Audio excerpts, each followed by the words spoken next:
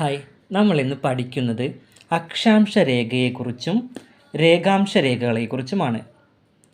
അക്ഷാംശ രേഖയെക്കുറിച്ചും രേഖാംശ രേഖയെക്കുറിച്ചുമാണ്.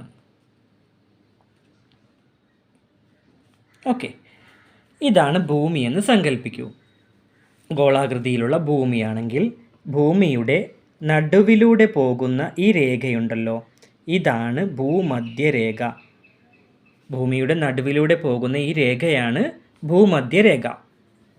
ഇവിടെയാണ് north direction എന്ന് വെച്ചാൽ വടക്ക്. ഇത് സൗത്ത് എന്ന് വെച്ചാൽ തെക്ക്. ഇത് ഈസ്റ്റ്, കിഴക്ക്. ഇതാണ് വെസ്റ്റ് എന്ന് വെച്ചാൽ പടിഞ്ഞാറ്.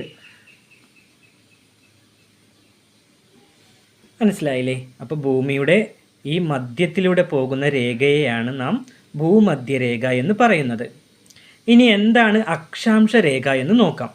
കിഴക്കു നിന്നും, ഇതാണല്ലോ കിഴക്ക് നിന്നും പടിഞ്ഞാറോട്ട് വരയ്ക്കുന്ന രേഖകൾ. കിഴക്ക് നിന്നും ഇതുപോലെ പടിഞ്ഞാറോട്ട് വരയ്ക്കുന്ന രേഖകളെയാണ് അക്ഷാംശ രേഖകൾ എന്ന് പറയുന്നത്. കിഴക്ക് നിന്നും പടിഞ്ഞാറോട്ട് വരയ്ക്കുന്ന രേഖകളാണ് അക്ഷാംശ രേഖകൾ. മനസ്സിലായോ അക്ഷാംശ രേഖകൾ ഇപ്പോൾ എന്താണെന്ന്? കിഴക്കു നിന്നും പടിഞ്ഞാറോട്ട് വരയ്ക്കുന്ന രേഖകളാണ് അക്ഷാംശ രേഖകൾ. ഇനി രേഖാംശ രേഖകൾ, വടക്ക് നിന്നും തെക്കോട്ട് വരയ്ക്കുന്ന രേഖകൾ. വടക്ക് നിന്നും തെക്കോട്ട് വരയ്ക്കുന്ന ഈ രേഖകളെയാണ് രേഖാംശ രേഖകൾ എന്ന് പറയുന്നത്. വടക്ക് നിന്നും തെക്കോട്ട് വരയ്ക്കുന്ന ഈ രേഖകളെ രേഖാംശ രേഖകൾ എന്നാണ് പറയുന്നത്. മനസ്സിലായോ? അക്ഷാംശ രേഖകളും രേഖാംശ രേഖകളുമാണിത്.